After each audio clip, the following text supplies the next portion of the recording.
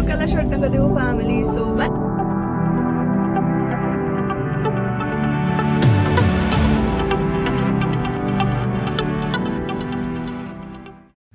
Hello डोक्याला shot नका देऊ family. So welcome to our family. आणि अशा प्रकारे मी खूप दिवसानंतर व्हिडिओ ब्लॉगिंग तर ऑलमोस्ट बंदच झालं होतं. आय डोंट नो काय, कारण 1-2 महिने असे खूप हेक्टिक गेले होते. हेक्टिक म्हणजे असं डोक्याला असा ताप झाला होता की असं वाटत होतं की यार कधी एकदा हा पिरियड संपतोय असं झालं होतं मला.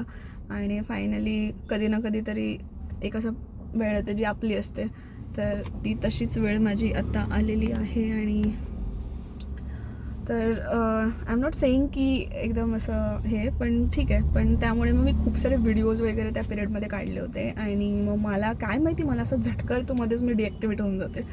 तर माझं सोशल मीडिया वगैरे सगळं ऑलमोस्ट 1 महिना झाला असेल, तर त्याच्यामध्ये मी काहीच टाकलं नव्हतं, पोस्टच नव्हत्या केल्या. आणि मग थोडं बड्डेच्या वेळेस मग माझ्या या लास्ट मंथमध्ये मला असं वाटलं की अरे यार, मग व्हिडिओ एक दिवशी मी अशीच बसून माझा फोन बघत होती आणि फोनमध्ये म्हटलं अरे मी हा व्हिडिओ पण काढला, अरे मी हा फोटो पण काढला आहे, बट तो मी पोस्टच नाही केला आहे. का तर हे सगळं असं काय काय काय काय होत होतं.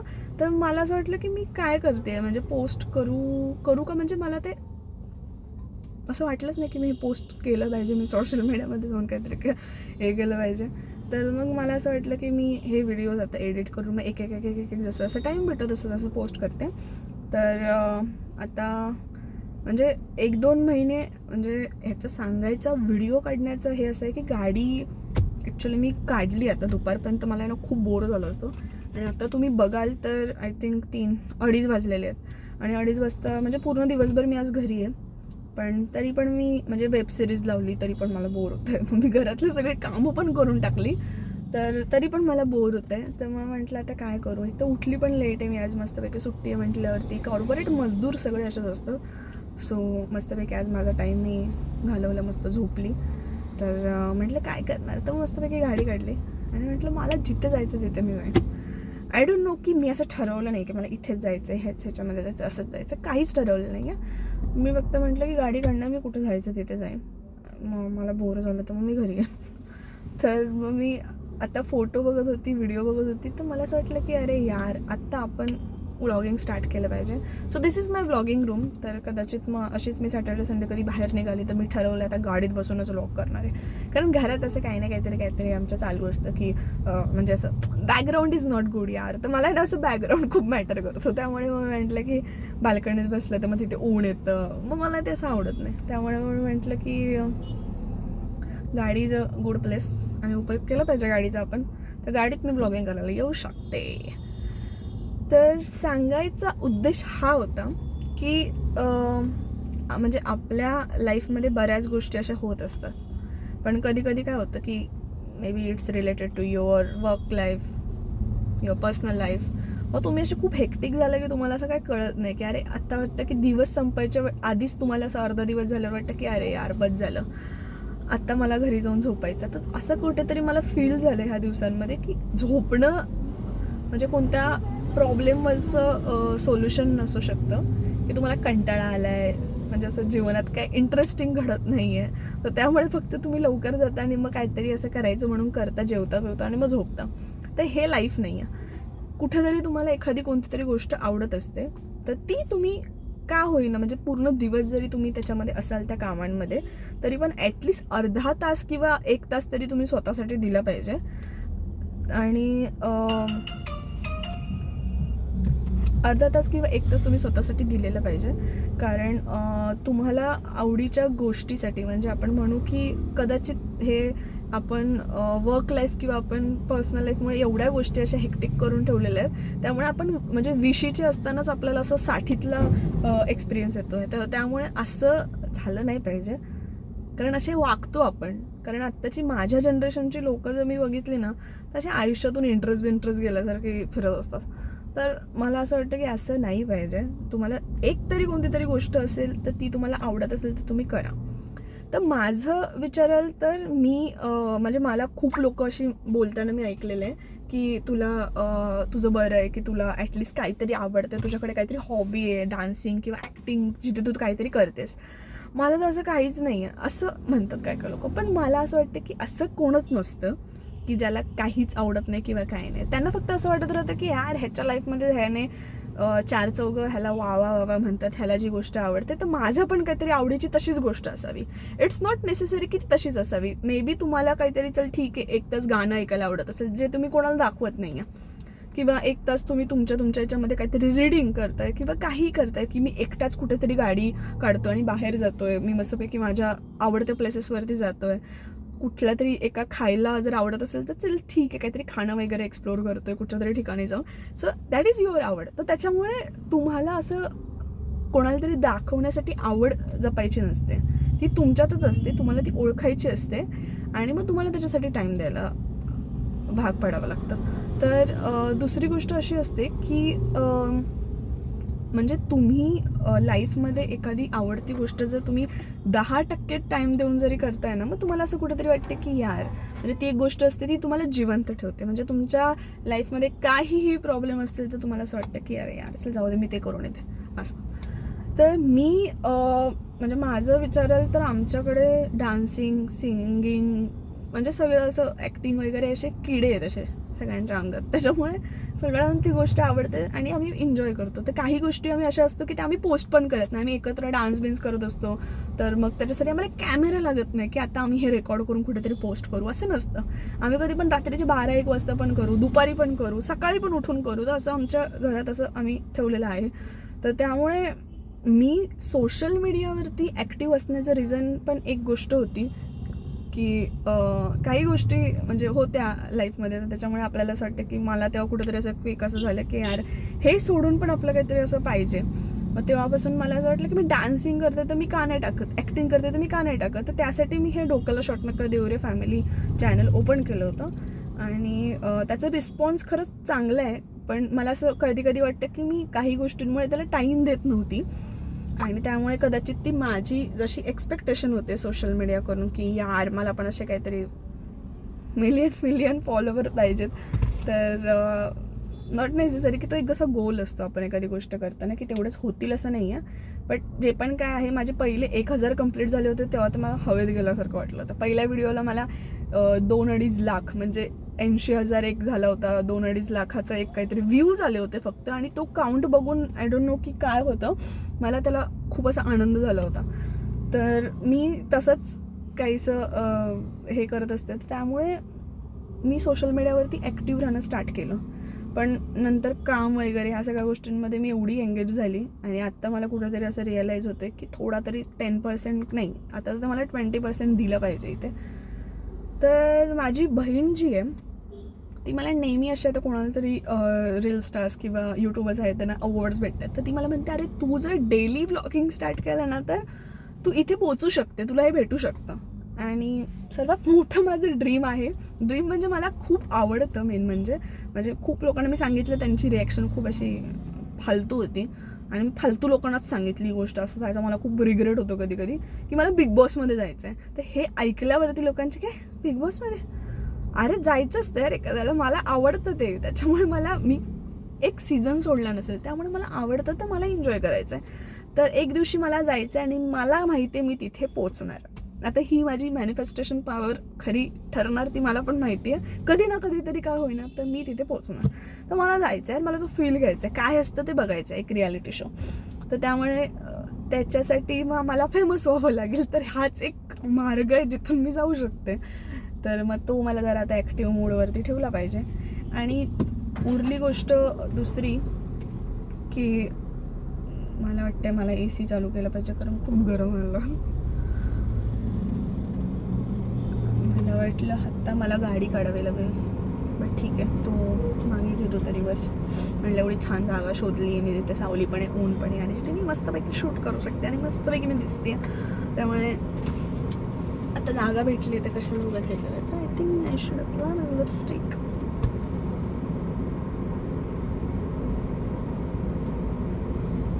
तर असं एक सांगायचं मला वाटलं की तुमच्या आयुष्यात काही गोष्टी होतात, त्यामुळे तुम्ही असं तुमचं जगणं सोडू नका किंवा असे सड्याल्यासारखे बसू नका.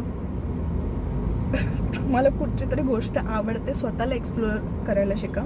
रादर दॅन जर तुम्हाला वाटत असेल की मला पूर्ण जग फिरायचं वगैरे, अरे जग फिरायच्या आधी तुम्ही स्वतःला ओळखा की तुम्हाला काय आवडतं आणि त्याच्यानुसार मग तुम्ही हे करा.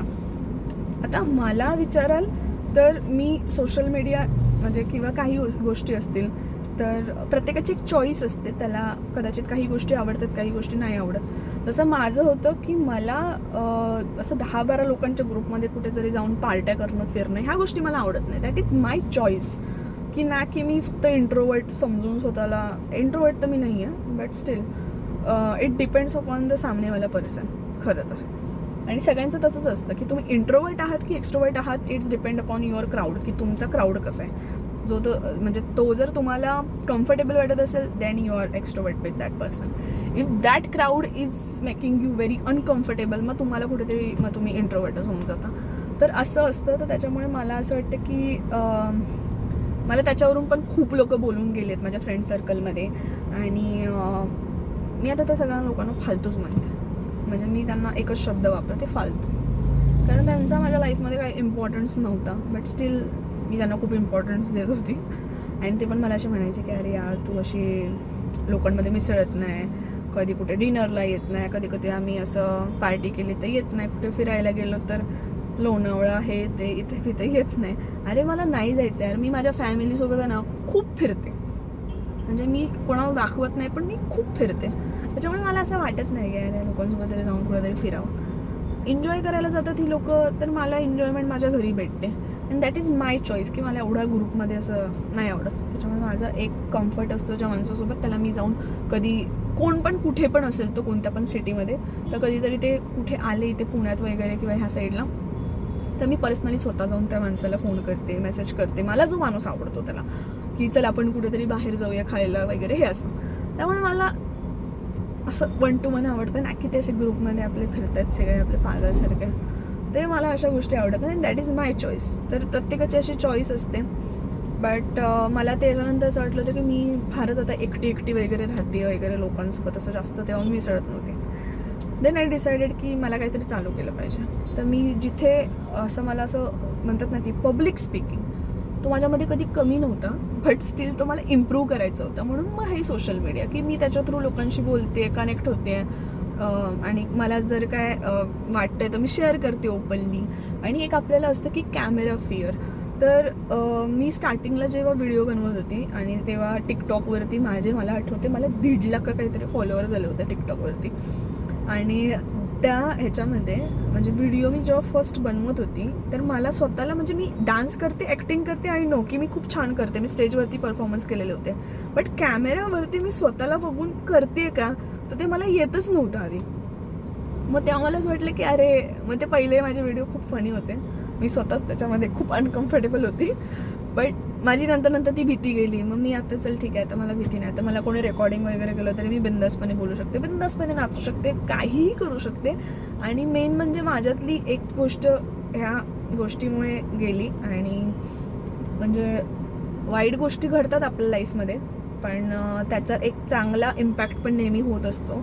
तर मला असं वाटतं की लोकांनी त्या वाईट गोष्टीकडे खूप जास्त फोकस करण्यापेक्षा की अरे यार हे झालं, यार ह्याने माझ्यासोबत हे केलं, यार मला ह्या गोष्टीला मी एवढं हे दिलं होतं तरी पण इथून असं मला माझ्यासोबतच का असं होतं आहे, तर ह्या गोष्टी तुम्ही विचार करण्यापेक्षा तुम्ही त्याचा काय पॉझिटिव्ह इम्पॅक्ट झाला, की जसं मला माझ्या ज्या पण काही आतापर्यंत मी गोष्टी फेस केल्या किंवा ज्या गोष्टी मला जाणवल्या त्याच्यातून मला असं वाटलं की यार मला आहे ना कुठेतरी असं तोंडावरती बोलायला शिकलं पाहिजे. आणि ते माझ्यामध्ये आहे गुण, तर तो मी माझा चांगला आत्ता इम्प्रूव्ह केला आहे म्हणा. आणि दुसरी गोष्ट, मी लिटरली स्वतःला कमी समजत नाही. त्याच्यामुळे मला माहिती आहे की I am the star, I am the superstar. तर त्यामुळे कधी स्वतःला कमी नाही समजायचं. आणि प्रत्येकजण आणि आयुष्यात अशा गोष्टी केल्या पाहिजेत ना तुम्ही, ज्याच्याने तुम्हाला स्वतःला बाप वाटलं पाहिजे आयुष्यभर. आणि हा आय थिंक डबल सीट पिक्चरमधला डायलॉग आहे आणि तो मला खूप आवडतो. खरं आहे ते. म्हणजे तुम्ही आयुष्यात काहीही करा, भले तुम्ही एक टेबल पुसायचं काम जरी करत असाल ना, ते टेबल पुसायचं काम इतकं स्ट्रॉंगली करायचं ना की बस रे बस, म्हणजे तुम्हाला आयुष्यभर बाप वाटलं पाहिजे. मी खूप भारी लोकांचे जाऊन टेबल पुसलेत, तर असं असतं. तर ह्या सगळ्या गोष्टी मी शिकत पुढे गेली आहे. आणि आत्ता रिसेंटली मला जसा पाहिजे होता तसा जॉब मला भेटला आहे. आणि थोडंसं टायमिंग, थोडं सगळ्या गोष्टी हेक्टिक आहेत, बट कुछ पाने के लिए कुछ खाना पडता है, तर त्या काइंड ऑफ माझं असं आहे. तर still I am in struggling phase. तर अशा गोष्टी होत राहणार तुमच्या आयुष्यात. तर माझ्यासारखं तुम्ही करू नका की आवडतोय ती गोष्ट अशी मध्येच कुठेतरी अर्धा वेळ त्याचा ब्रेक घेऊन सोडून देते. आता मला कदाचित वाटते हा व्हिडिओ टाकला तर आणि मी तुमच्यापर्यंत ह्या गोष्टी पोचवल्या ज्या ज्या काय झाल्या आणि ज्या ज्या गोष्टींमुळे मी कुठेतरी अशी मागे राहिली किंवा काय झालं, त्या अशा गोष्टी जर मी शेअर केल्या तुमच्याशी, तर मला असं वाटतं की मग कुठेतरी मग मलाच हे वाटेल की अरे यार, मी लोकांना सांगते तर मला ते केलं पाहिजे.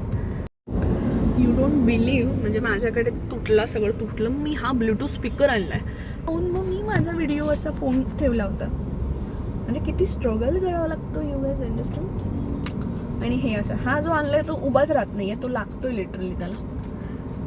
तर अशा प्रकारे ही होती माझी स्टोरी पार्ट 1. आणि जर तुम्हाला असे अजून काही म्हणजे माझ्या रिलेटेड मी जे एक्सपिरियन्स केलेल्या आहेत गोष्टी, त्या गोष्टी जर तुम्हाला ऐकायच्या असतील आणि त्याने कुठेतरी तुम्ही 1-2% का होईना जर तुम्ही मोटिवेट होणार असाल, तर प्लीज त्यासाठी तुम्हाला लाईक, शेअर आणि सबस्क्राईब करावं लागेल. कारण लाईक, शेअर आणि सबस्क्राईब किंवा असे माझे व्ह्यूज नाही वाढले तर मी मोटिवेट नाही होणार, आणि मी मोटिवेट नाही झाली तर व्हिडिओ नाही येणार, आणि व्हिडिओ नाही कळला तर मग तो पोस्टच नाही येणार, तुमच्यापर्यंत पोहोचणार नाही. तर तुम्हाला हे मिस करायचं नसेल तर प्लीज माझ्या चॅनलला सबस्क्राईब करा आणि मला असं मोटिवेट करत राहा आणि मला कमेंट्समध्ये सांगत राहा. आणि please follow my Instagram channel as well. तर मी हा व्हिडिओ इंस्टाग्रामवरती पण टाकणार आहे, तर त्यामुळे तुम्हाला कळूनच जाईल. तर आता मला असं वाटते तुम्ही पहिल्यांदा सबस्क्राईब करा, सगळ्या गोष्टी करा. आणि रिलेटेड टू द जॉब किंवा अजून काही गोष्टी असतील ज्याने मी कोणाला तरी आपण ज्या चुका करतो त्या लोकांनी करू नये. म्हणजे माती लहानपणापासून खात असतो आपण आणि आत्ता पण खातोय, पण तरी पण माती किती प्रकारात खाल्ली पाहिजे आणि माती खाल्ल्यानंतर कसं वागलं पाहिजे, तर त्या सगळ्या गोष्टी मी तुमच्यासोबत शेअर करेन. म्हणजे मी काय लोकांकडून जे ऐकते किंवा काय, तर मला ते शेअर करायला आवडेल. आणि मला स्टोरी टेलिंग खूप आवडतं, म्हणजे मला माझा असा आवडीचा विषय. त्यामुळे मी तुम्हाला ते सांगितलं तर तुमच्यापर्यंत पोहोचेल आणि त्याच्याने 2-3% कुठं लोकांना फायदा झाला तर नक्कीच होईल. तसं HR चं प्रोफेशनच असं आहे की लोकांपर्यंत पोचावं आणि त्यांची हेल्प करावी आणि त्यांना असं मोटिवेट करावं. तर I am a good HR. तर त्याच्यामुळे मी प्रयत्न पर्सनल लाईफमध्ये पण करत असते, तर मला तसं आवडतं. त्यामुळे तुम्हाला जर अशा गोष्टी ऐकायच्या असतील तर प्लीज सांगितलं ते करा यार आता तरी. आणि आता तरी माझं चॅनल असं कुठेतरी आणून ठेवा. तर मला असं वाटतंय चला निघूया आता आपण, आणि मला पण आता निघावं लागेल. चलो बाय.